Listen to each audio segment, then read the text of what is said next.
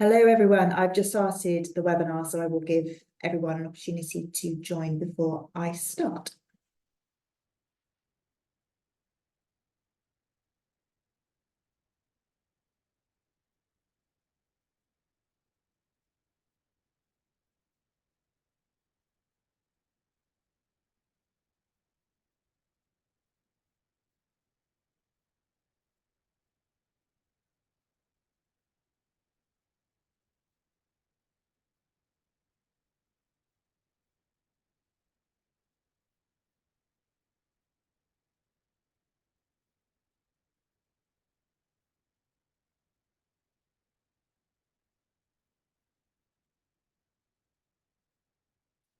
Hello and welcome to our February webinar. It's great that huge numbers here joining us live. Don't forget as well that you can watch the catch-up on this webinar on our YouTube channel, which I'll be giving you some details about. So for those who are joining us new, welcome. I'm Emma O'Connor. I'm a legal director here in the employment team at Boyes Turner, and I help employer clients both in the UK, Europe, and further afield by giving them HR advice, by helping them with any employment tribunal or other litigation that they may have, also giving commercial advice, so things on data protection, etc., compliance advice, and also helping clients with their training needs, whether that's training for HR or business managers, looking at that legal training, compliance training, as well as leadership skills as well. We also have a thriving business immigration team who are also able to help with visas and sponsorship licenses. So if we can help with any employment or commercial business needs, then please do get in touch. So just a few things as well to update you on where you can get involved. As I've said, we have a YouTube channel, which I'll be sending you details about. And from that channel, you can get previous episodes of our webinars. You can either watch or listen again. We also have a podcast channel as well, the Employment Law Pod. So again, please do subscribe both to our YouTube channel and to our podcast channel. So again, you can receive updates, regular updates about webinars as well as our podcasts. So we've got podcasts on business acquisitions, as well as a monthly update podcast as well. Subscribe to receive our weekly email update, which gives you details of what's new, so a new case, legislation, as well as HR hot topics. So again, lots of ways that you can get involved in what we're doing, keeping our HR and our people leaders community up to date with what's going on. Something I want to share with you, and again, I've had an absolutely tremendous response to this course. I'm running a virtual 90-minute training course aimed at HR and also our business leaders, our people leaders, about the changes that are coming to flexible working, that statutory flexible working requests that is coming from April of this year. So it's an opportunity to find out what those changes are, what you need to do to be prepared, both from a policy perspective, but also from a knowledge perspective as well. So again, please do book onto that. It's £95 per attendee, but there are rates there if you want to book for a team. So for example, if the whole team want to join and listen, then they can do so. So again, I'll be sending out details for that, but you can find information about that on our website. And again, LinkedIn is a great way for me to keep in touch with my audience. So if you are not linked in with me, then if you take a picture of the QR code on the screen, it will take you through to my LinkedIn page, and we can connect, and you can have access to updates, posts, and also information about our webinars, podcasts, and our training events. So again, please do link in with me if you have not already done so. So what am I going to be talking about today? Well, I'm going to be talking about redundancy do's and don'ts. Now, this is looking at redundancies, obviously, in in this jurisdiction.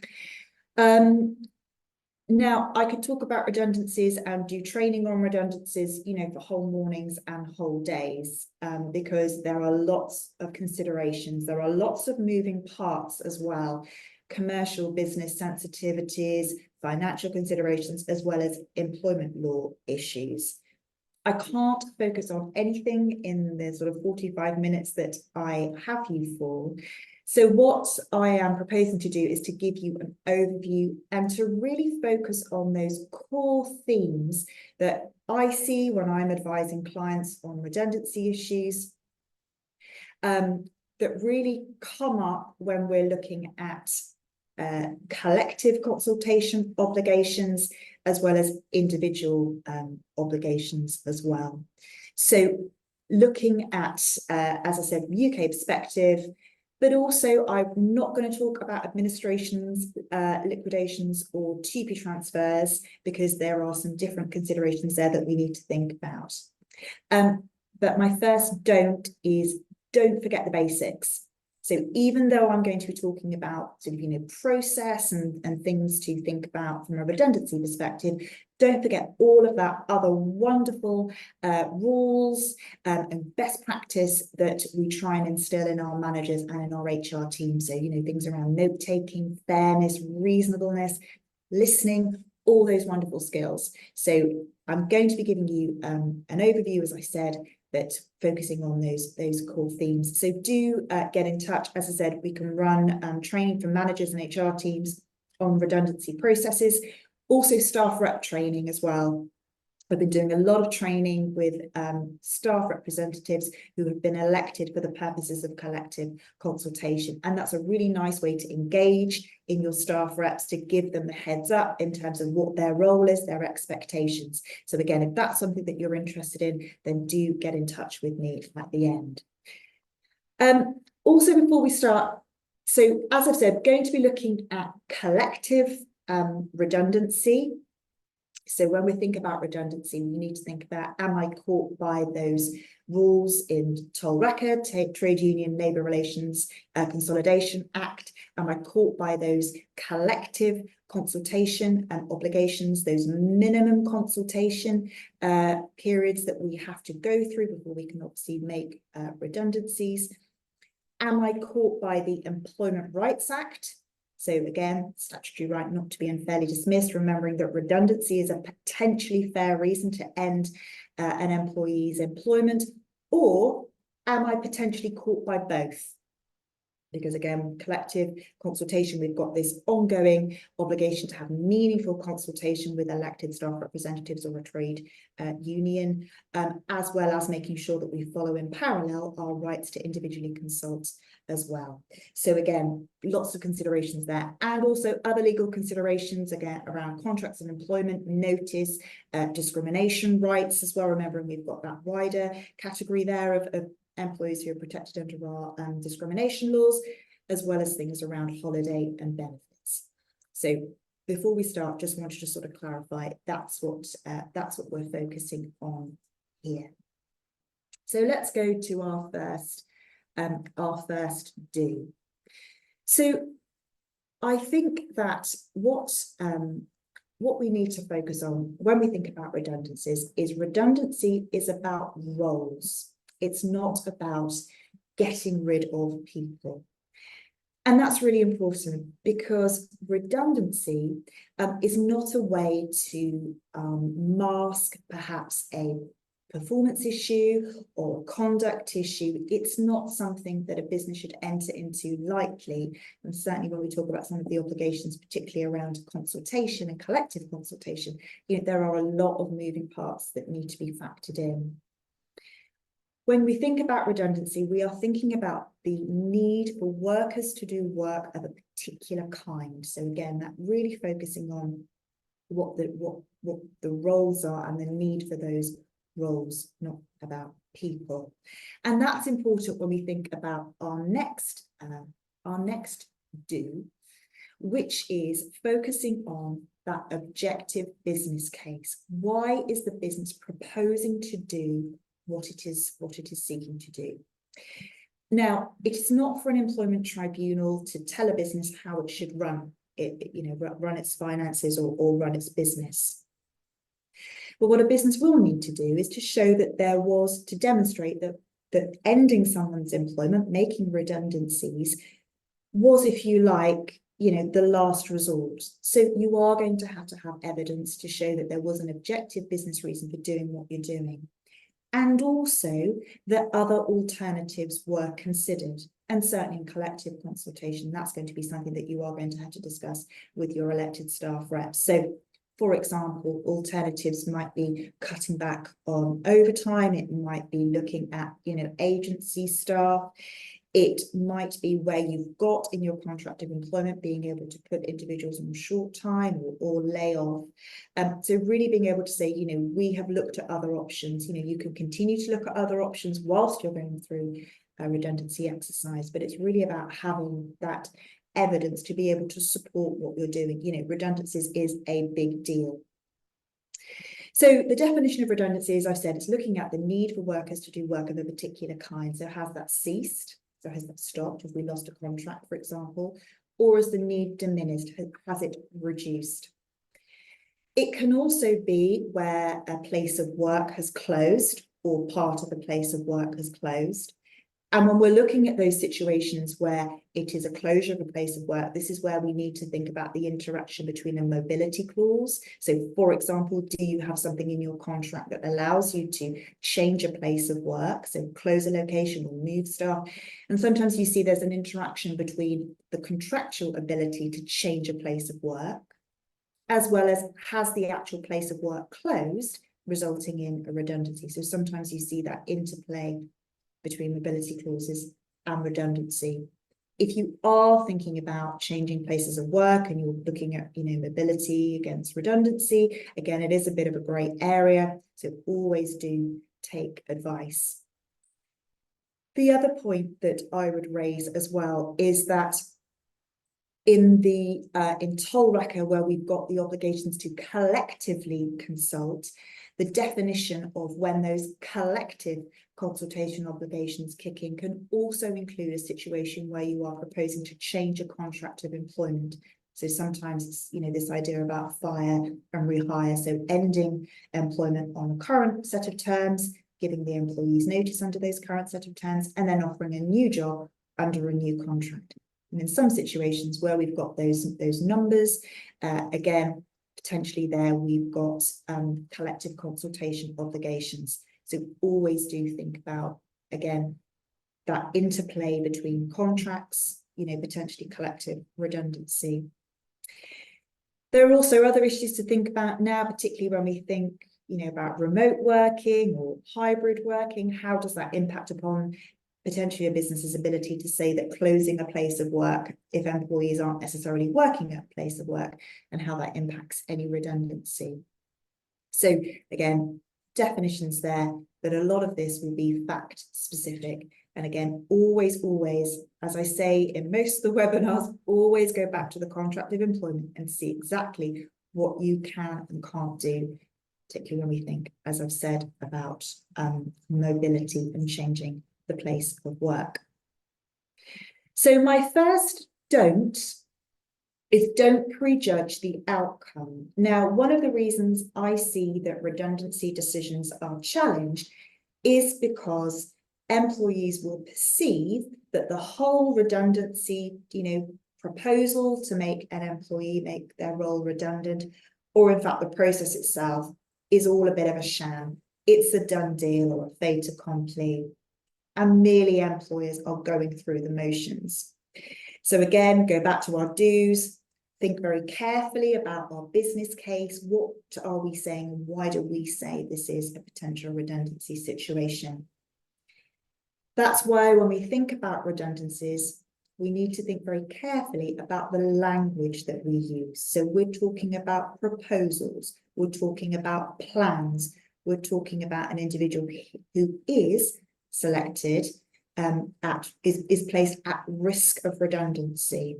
No decisions are made until the end of the consultation process.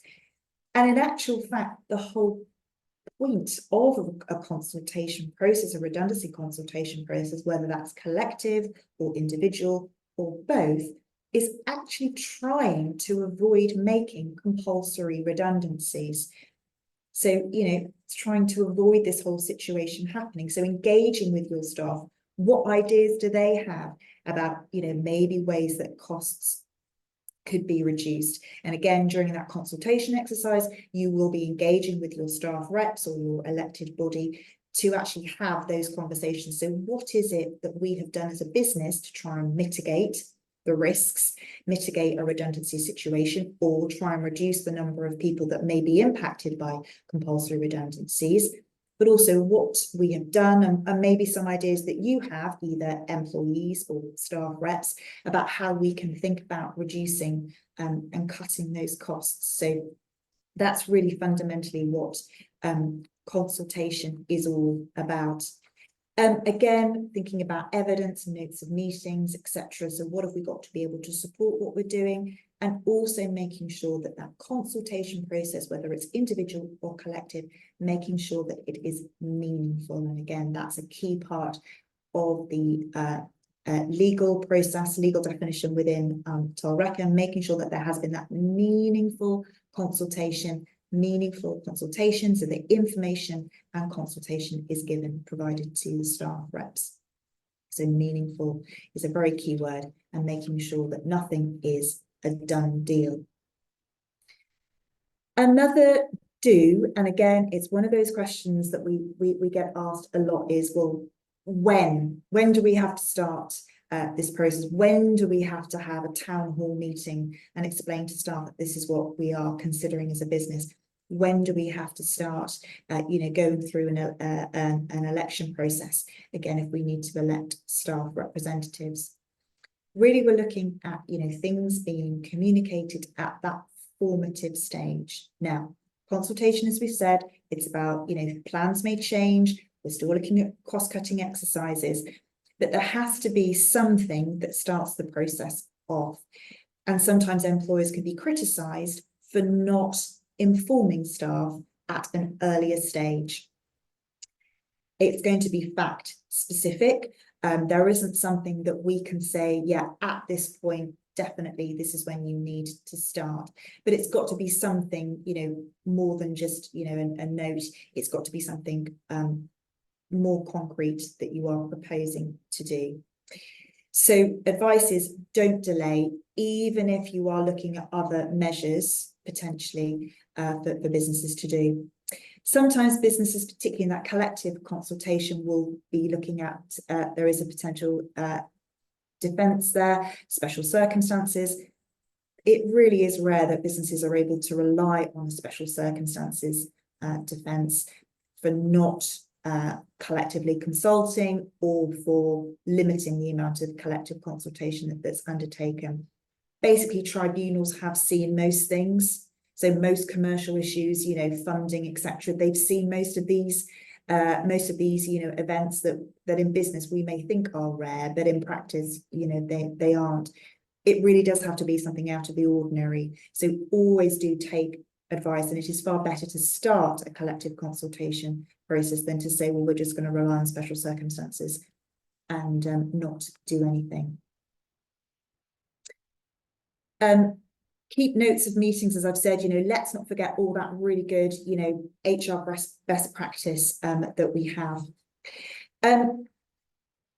When we talk about things at a formative stage, often we're looking at things in a collective consultation setting. So making sure that we're starting that process, we're having those town hall meetings, we're looking at electing staff representatives, and we're doing it at that as early as a stage as possible. Again, to make sure, going back to ensuring that this process, this information and consultation exercise, is meaningful, that it's not a sham, that it's not a done deal.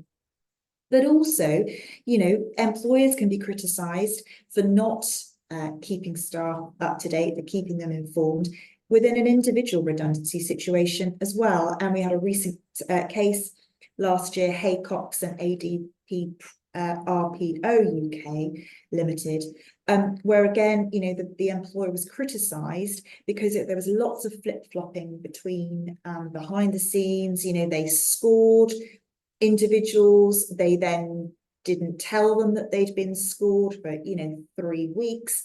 They then didn't give copies of scores until the appeal process. So there was a lot of time that the employer took where it could have, you know, been getting on with things and informed staff at an earlier stage that this is what the proposals are. So again, staff have the opportunity to be able to look for other alternatives, either within the business, which we'll talk about later, or outside of the business. So, you know, even in that individual consultation exercises, there can still be criticism if the employer doesn't, you know, get on with it, even, as I've said, plans are not perhaps sort of, you know, fixed and you are looking at other cost-cutting measures. So do begin at a formative stage and don't delay. Like all employee-related issues, like all processes, all procedures, you know, planning is absolutely crucial. And in redundancy, the devil really is in the detail. So I can't stress enough how important it is to make sure that HR, business managers, you know, we're all aligned. We know what the proposals are, so we can kind of, you know, hit the go button. And we've got everything planned, and we know what's going to happen, particularly if we need to go down an election route and we have to, you know, have ballots, etc., etc. So again, what I find really helpful and what I work with a lot of clients on is putting together a timetable. So everybody knows what the expectations are. You know, when are you going to have to call upon business managers to look at selection pools, to look at scoring criteria? When are we going to go to the staff reps? You know, when are we going to start our elections? When are we going to have meetings? How are we going to make sure that we've got the right people attending the right meetings at the right time? If we've got to run our individual consultation as well in parallel with our collective consultation, how does that look like? Have we got key people who might be away on holiday, sabbatical? You know, making sure that you've got all of those strands in place, so at least, you know, when you're ready to go, that you've got the plans.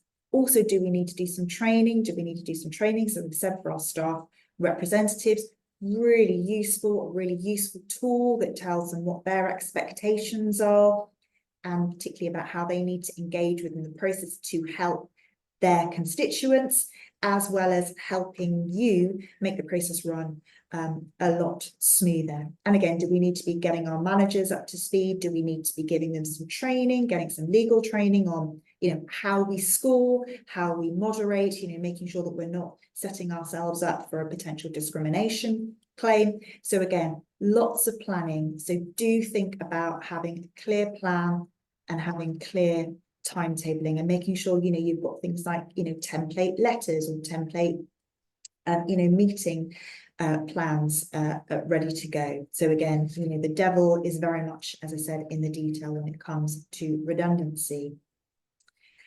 Sounds obvious, but you will be, well, maybe you won't be surprised at the number of times businesses forget about individuals who are on maternity leave, adoption leave, shared parental leave, or they're on long-term sickness absence. You know, the amount of times, you know, somebody will return from maternity leave and find out that even the whole team's been rejigged and somebody who was their junior is now their manager. It happens. It really does happen. So again, when you're doing your planning, when you're going through your auditing, you know, you really need to think about not just the people who are there present, but also the individuals who are not perhaps working at this stage. And that's going to become even more relevant when we think about the new rules that are coming in from April, which I will talk about in a moment, when it comes to the obligations to look for suitable alternative work.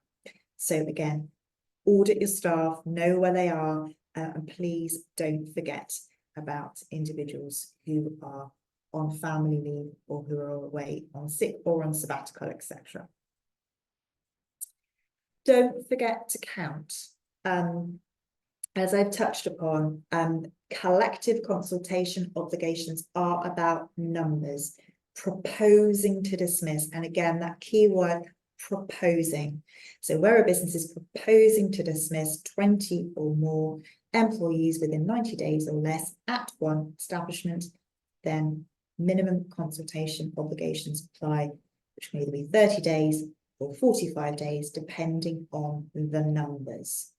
So, and it's not just potentially a one-off redundancy program. So again, has your organization been carrying out a rolling redundancy program? So, within that 90 days or less, are you caught?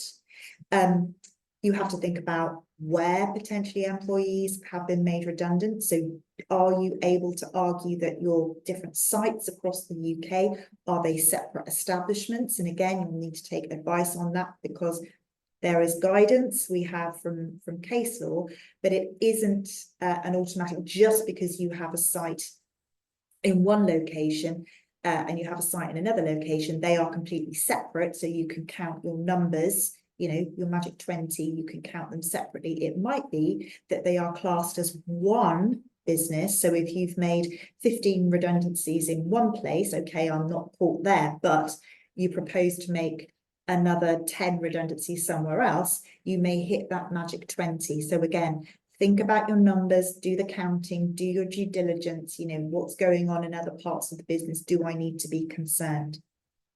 Volunteers, again, are a great idea in some respects. Volunteers do count, because again, remember that magic phrase, proposing to dismiss as redundant.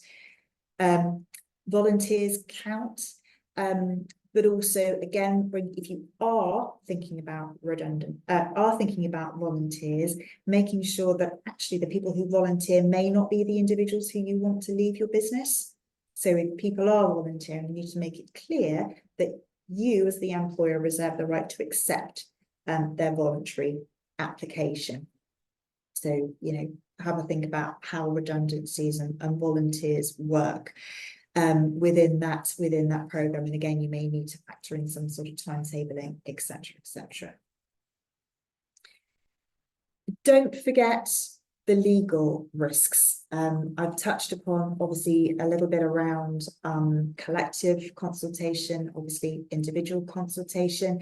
As I've said, redundancy is one of those potential fair reasons. Okay, the employer has to justify why redundancy is the reason it chose to dismiss the employee, which is why, it's important to have those objective business reasons to be able to support what you're doing, that everything is not a fait accompli and it isn't a sham that's covering another issue. So it's a potential fair reason. And then obviously we have to think about our fair process. So fair selection, fair pooling, at risk, consultation, rights of appeal, all of that process as well. Remembering we need fair reason plus fair process to equal a fair dismissal. What do we do with our people who've got less than 2 years service? Well, again, remember that, it's not everybody, it's not always possible to say just because somebody has got less than 2 years service, they don't have any other rights. For example, their discrimination rights, automatic unfair dismissal rights. Again, you dismiss for a discriminatory reason, that could be an automatic unfair dismissal. So it's not always possible to say, well, they've got less than 2 years service, we can do what we like. Again, please always take advice on that. Collective consultation, if an employer does not comply with the rules, the consultation obligations under the collective consultation regulations, so under TOLRECA, then affected employees may bring what we call a protective award claim. Now, protective award claims, you don't need any length of service. It's basically you saying to the tribunal, look, the employer basically hasn't done what they should have done. So they haven't elected staff reps, they haven't consulted for the time periods that they should do, so 30, 45 days, depending on the numbers, they haven't counted properly, they haven't included volunteers, etc., etc. Now, protective award claims are up to 90 days pay per affected employee, and it's actual pay. So again, if you think about if you think about an employer who's proposing to make 500 employees redundant, if we get that wrong and we end up with 500 protective award claims of up to 90 days pay, you can see why it's incredibly important that employers really think carefully about redundancy processes. So again, really do focus on the risks there. As I've said, discrimination, there is no length of service for discrimination rights, and also think about those contractual issues. So again, notice pay, holiday pay.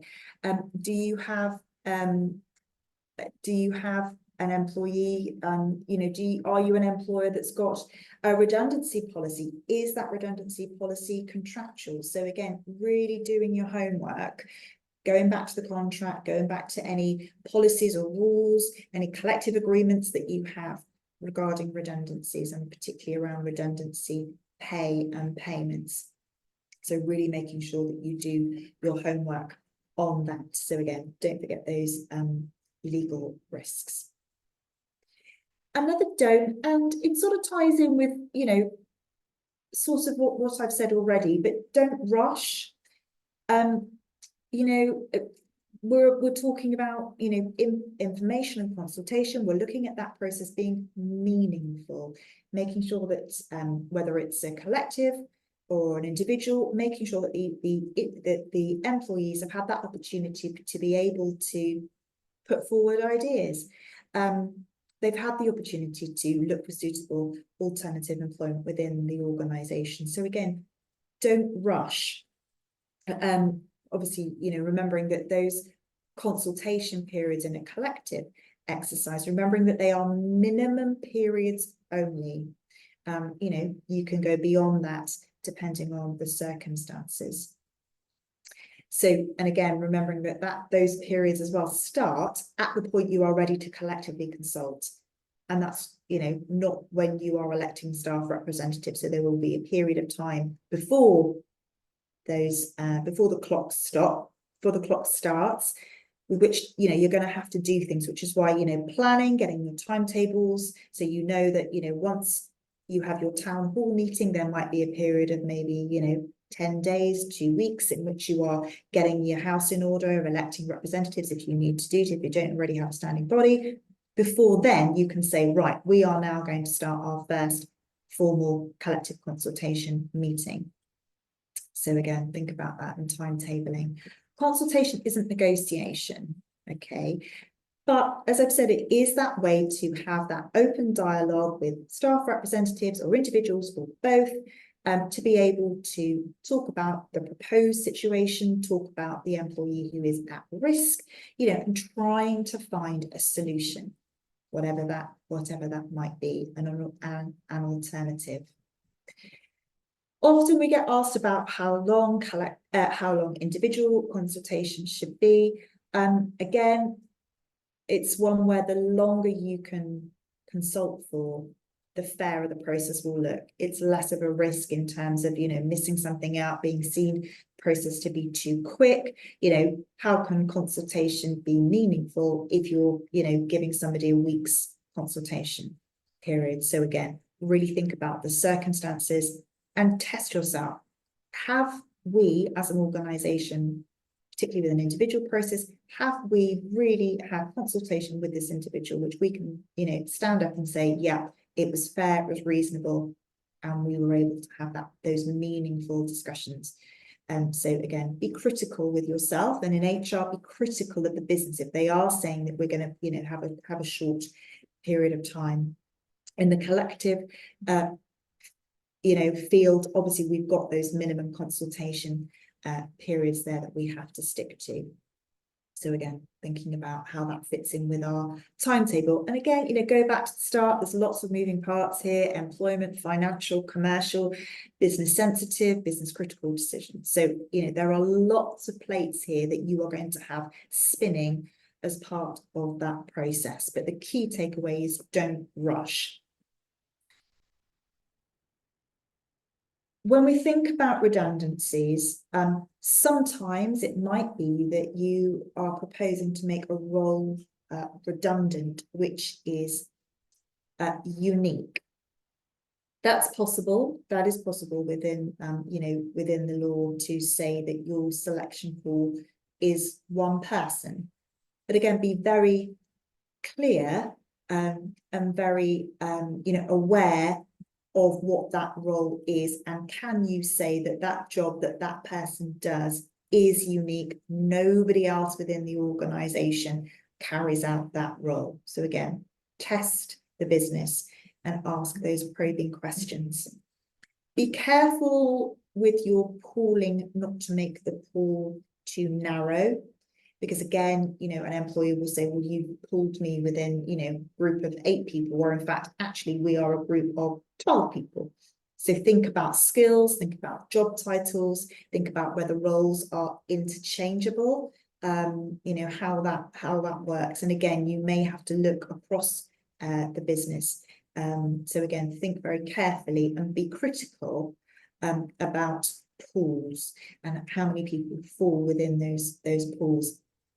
During collective consultation, again, this will be part of the consultation checklist. So you will have to talk to your staff representatives. Remember, they're an elected body of representing affected employees, so not just the employees who are potentially at risk, but the affected group, which will be a lot wider in some cases. So again, thinking about, you're going to have to talk to those individuals about your methodology when it comes to pooling. And again, that's something that the staff representatives may have a view on. And again, they'll be talking to their constituents about that. So again, there might be some dialogue in terms of, pooling. The other thing that you will need to talk to your staff representatives is about the selection criteria itself. So again, your methods and proposals for how you're going to select. Just some sort of, tips around skills and skills matrix, what it is, what criteria are we going to use? Again, you're thinking about how we can make our, business, what's going to be our forward focus? What skills do we need to be able to drive the business forward? So again, it might be that you're thinking about a skills-based matrix. It might be that you are thinking about criteria that are objective. So again, making sure that you are able to support the criteria that you are using. How can you justify using the criteria that you are proposing to use? What's your evidence going to be able to support that? So for example, are you looking at business evidence? Are you looking at, individuals? Are you looking at their appraisals, their performance ratings for the last 12 months? Are your managers doing their performance reviews? Are they doing them, on a quarterly basis, monthly basis? Because again, this evidence, what is often one of those very difficult situations is where an individual will have scored a certain amount based on what a manager thinks. So my question is going to be, well, okay, you've given that person a 2 out of 5 for, skills or performance. How do you justify that? Well, I just think that. I just know that. Okay, well, what have you got to support what you're doing? And I still talk to HR clients, still talk to managers, and I say to them, where's the performance reviews? Oh, we haven't done any. And again, that's really going to hinder your ability to be able to justify and support why you've given somebody a particular score. So objective criteria, forward-focused criteria, avoiding those criteria which are subjective, where we can do. Sometimes I see scores that are weighted, and that's quite nice. So somebody's got a 5, and this is what the specification would be for somebody with a 5. Again, 4 would look like this, and etc., etc. So we're spending some time on really thinking about how we can say somebody has scored this, whereas somebody has scored something else. Avoid those discriminatory criteria. Again, this crops up a lot, is around sickness and sickness absence. So again, you know, why is somebody off sick? If somebody is off sick for a disability, physical, mental impairment, substantial long-term impacts on normal day-to-day activities, and what that looks like within the workplace as well, because obviously we've got that extended definition now. If we're going to be using absence, and again, absence is still used, if we are going to be marking somebody down because they have had a period of time off sick because they've had chemotherapy treatment, that will be discriminatory, disability discrimination, because you are treating somebody less favourably for a reason arising or associated with their disability. So really do think about, if you're going to be using those criteria, particularly around absence, that you're making sure that somebody's not being treated differently because they've taken family leave or sickness absence. I really like schools to be moderated. So why do I like that? I like that because it's another opportunity for another manager to be able to challenge, support and challenge, you know, why is that person been given that score? So again, it's about giving more credibility to our scoring process, making our scoring process as transparent as we can be. I will just say about, you know, often it comes up in terms of why has somebody, you know, been given their scores. Whilst there is no right for an individual to see their scores, a lot of employers do that as part of their process. If you are showing individuals their scores, that's fine. But obviously, if they want to see other scores, then they need to be anonymized. Again, thinking about our data protection obligations there. So no legal right, employers do it because actually it can be a way of just being able to demonstrate, look, this is what you scored, this is why you were placed at risk of redundancy. And again, there can be some discussion around, well, actually, I think I should have got this. So, you know, that they can be useful as part of the process, but again, remembering to anonymize scores. Another, well, it's another do. Think about suitable alternative employment, but again, don't forget the duty to look for suitable alternative employment during that consultation process. So where we have an individual who is placed at risk of redundancy and we are consulting with them individually, part of that consultation process, as I've said, is to look for ways to either avoid compulsory redundancy or a way to mitigate it. And part of that obligation is the duty to look for suitable alternative employment. Not about creating roles, but again, many employers will be sending out job lists. Again, be proactive, please, as part of that process. Personally, I want to see more than, well, we just send them a newsletter with job roles. Again, you know, don't prejudge anything. So just because you think something is suitable, another person may disagree, and we can have, there's been case law over an employer saying, well, I think that role is suitable, and obviously the employee says, I don't think it is suitable. The significance of suitable alternative employment is, of course, if there is a job which is suitable and the employee refuses it, then technically they are not redundant.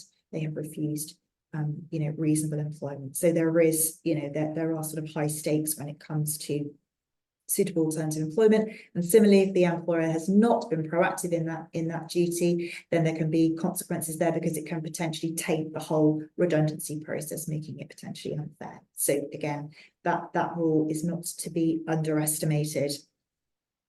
Bumping again comes up. So bumping is quite a difficult concept sometimes for businesses to understand. It's where somebody who's placed at risk says, well, I could do the job that somebody else is doing, so therefore you need to bump that person out of their role and I will have their job. But then of course you're left with somebody who's been the bumpy, where we have to find suitable alternative work for them, even though technically they aren't redundant. So again, bumping is something to think about as part of that overall process. But again, let's have a chat about it. That's something that's coming up. So again, I would urge you to take advice on bumping. April 2024 changes on this suitable alternative employment. So as we know at the moment, our staff who are on maternity leave or adoption leave or shared parental leave have that right to rank higher than other people within the at-risk pool when it comes to being offered suitable alternative employment.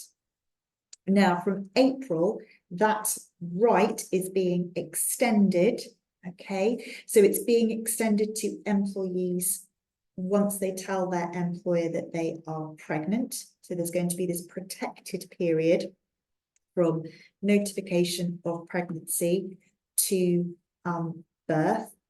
There are special rules around if an employee miscarries, and also if an employee is not entitled to statutory maternity leave. But essentially, from pregnancy until birth, there is that protected period where the employee will rank higher when it comes to suitable alternative work. We then have an extended protective period for those individuals who are on maternity leave. So there's going to be an extended period of 18 months from the point from expected week to week of childbirth, or the date of childbirth if the employer knows that date. The employer is told the employees of that date for a period of up to 18 months.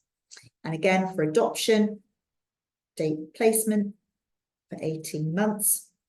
For shared parental leave, again, if an employee has taken 6 weeks or more consecutive weeks of shared parental leave and they haven't taken maternity or adoption leave, then there's going to be an additional protected period which will end 18 months after the date of birth or placement, or the date they entered the UK in the case of overseas adoptions. So these rules are going to apply. The protected period for redundancy will apply where the employee notifies their employer that they are pregnant on or after the 6th of April 24. And then the period for maternity adoption is going to be where the leave ended on or after 6th of April. Again, shared parental leave, where the leave starts on or after 6th of April. So again, these rules are there. They're quite complicated in terms of the timing, but what I really want is for you to focus on, if you've got individuals who are pregnant, maternity leave, adoption leave, shared parental leave, we're going to have to think about how we need to factor in these extended protected periods within our redundancy consultation programs. So again, there's going to be some dates there that we need to be thinking about and how that impacts.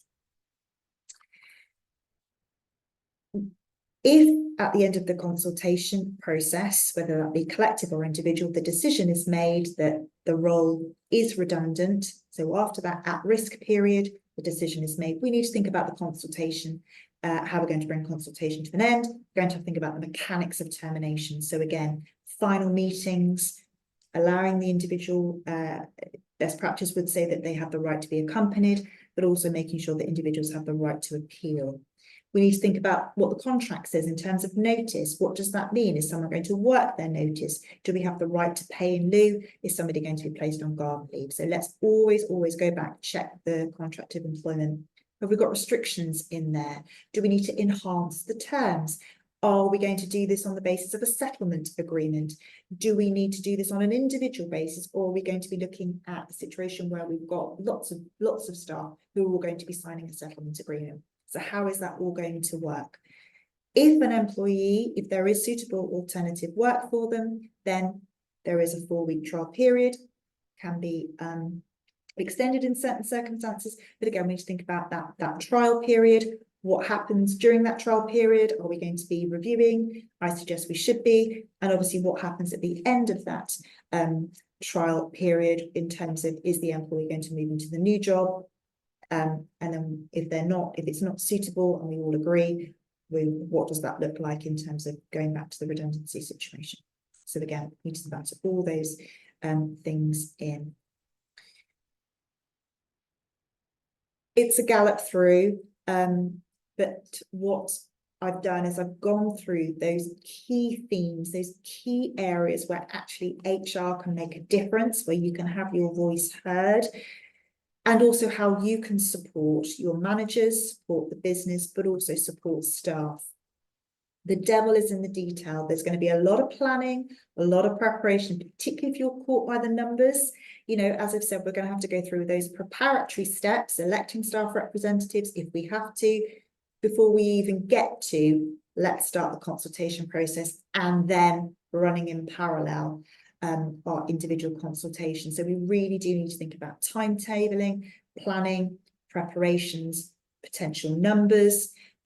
What are we proposing to do? Really think carefully and instill in your managers the importance of language. Because what we don't want, as I've said, we don't want this to be seen as a sham, fait accompli, you know, decisions were made and you're just going through the motions. Again, are we really, can we honestly say that this consultation period, this consultation process has been meaningful? This is a really difficult time for businesses. This is a really difficult time for managers, for HR, but also for your people, whether they are affected by the decision or not. It's really unsettling. Please remember that we are all human. So again, all those good skills, listening skills, being empathetic, being supportive of managers, you know, can we help? So can Boys Turner help you with scripts, with letters, with planning, with timetable? You've got enough to do in HR or business managers without having to think about, oh my gosh, have I got a checklist?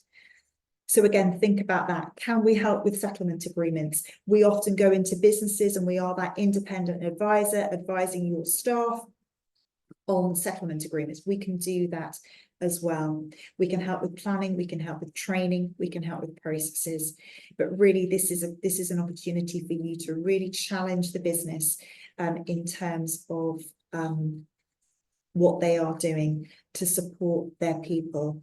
If you want to hear more, if you want to find out more, then please do get in touch about how we are supporting clients with redundancy processes, be that collective, be that you know, across Europe as well. Again, lots of businesses we're seeing now are not just reducing staff in the UK, but they're looking at it across Europe as well. So again, we can help with businesses doing that. I know I've had some questions in. Thank you very much for those. I will look at them because they are quite long. They aren't ones that unfortunately I can deal with live. But what I will do and what I've done previously is that if there are questions which I think are relevant to all of you, then I will send out the questions and the answers to all of you as well, so you have those, because I'm sure that there are things that you'll come off the call and think, oh, I wondered if I wondered if that was an issue as well. So I will do those, because again, a lot of those are going to be very business specific. So again, I will have a look at that. Thank you very much again for all those who have joined. It's great to have you all on board. Again, link in with me. It would be super to have you as part of the network so you can hear more about what we do. Please do join me for my March webinar. A bit of a break from talking about the law. I'm going to have a speaker join me where we're going to talk about motivation. So how do we motivate ourselves and how do we motivate our teams? You'll get a link to the recording so you can join us later. But again, don't forget to subscribe to our YouTube channel and subscribe to our podcasts as well. Look forward to seeing you all again on our March webinar, and for those who are going to join me at the training course on the 14th, looking at flexible working. Hope you have a great rest of the day and see you all soon. Bye bye.